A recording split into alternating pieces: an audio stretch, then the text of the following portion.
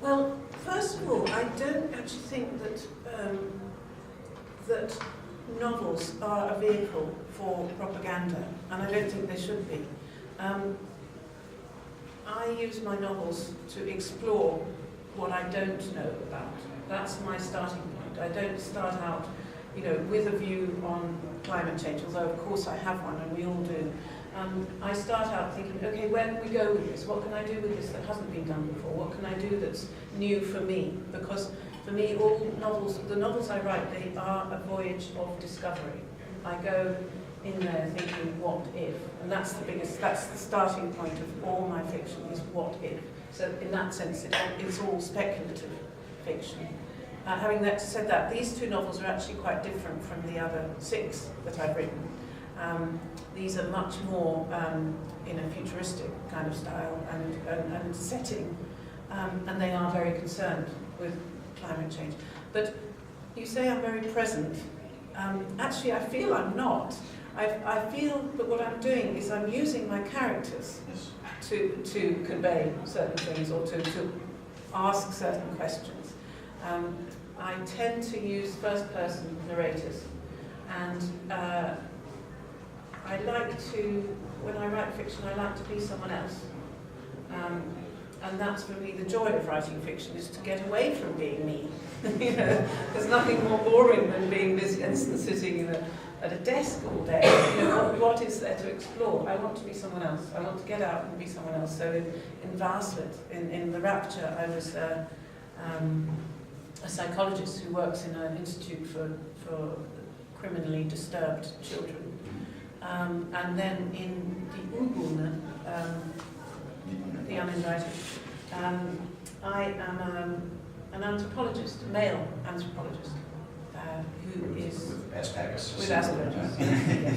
And I just like being these different people, and trying to think in a way, in how they might think, trying to see the world through other people's eyes. I mean, it's an exercise in perception. You use rather extreme personalities. I mean, they're not regular people. They're not regular people. No, they're very special. I don't know if they're very special. I think Gabrielle in The Rapture, she's actually quite a normal person. But she's had something terrible that happened to her. She was in a car accident and she's been paralysed from the waist down, 2 years before the opening of the story. So that makes her, that gives her a kind of edge, and she's a deeply unhappy woman in great turmoil at the opening of the book, and her journey is really to forget about the fact she's in a wheelchair. Which gets harder and harder. yes, because there are physical circumstances that make it very difficult for her.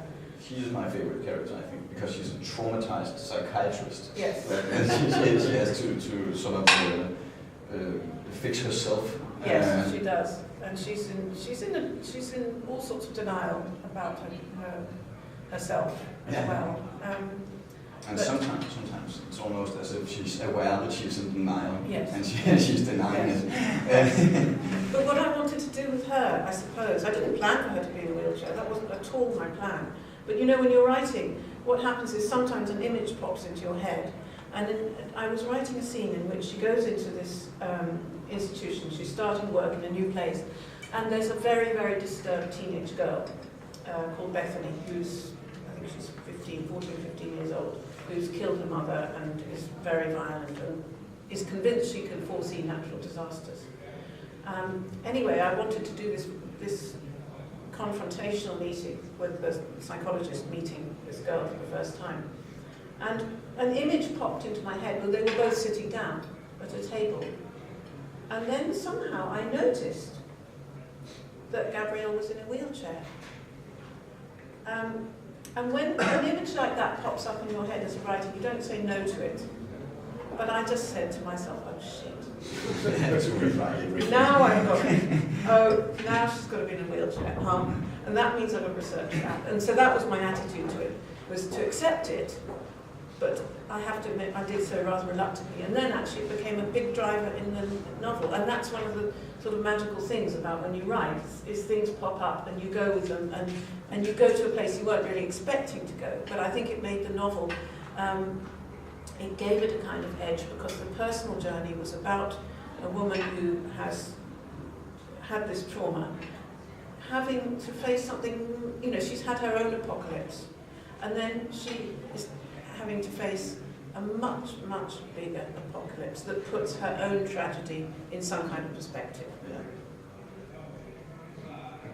But it's very good that you put her in which those scenes with Bethany and Gabriel are extremely strong because Bethany is so physical and moving about all the time. Yes. She's extremely dangerous. She's a very dangerous girl. And you put the most fragile person in the world next to her. It's like locking children with a bear in a cabinet or something. Yes. But I do think, I mean, there is something to be said for, I think, you know, what is a novel? It's a bunch of people, you get them into a mess and you get them out again. That's you know, that is a basic story, isn't it? Or one person into a mess, out again. Or not out again. I know. That's tragedy. Yes. And if it's a mess of their own making, then there's a particular way out. And if it's a mess of someone else's making, then there's another option or set of options. And, you know, it's choices. You know, to live is to choose. Yes. And so that's what you're doing with a novel. And with her, it was all about, okay, how can I make it worse for her? At every turn, worse and worse and worse. Nothing good is going to happen to her. Well, it does actually, because there's a love story, a completely unexpected love story. But, you know, my starting point was, it's already bad, how can I make it worse? And that's fun. I mean, all the way to the end. Yeah. I mean, it is a apocalyptic tale, and in the end, they don't get out of the mess. They're still in the mess, and you just said that makes it a tragedy. But you also said in the interview that you're optimistic on behalf of the human race. And yes, I think I'm given that we are on a course for disaster, which I think we are, I do feel quite optimistic because I think we have it in us to be very adaptive and to come up with, you know, new ideas. And actually I think that's what science fiction does. It's that meeting point between science and the imagination. And that's why we need it, actually. And now I've forgotten what the question was. I'm sure there was a question, actually.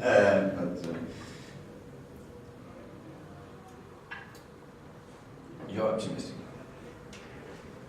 That's good. I think if you have children, you have to be. And I have children.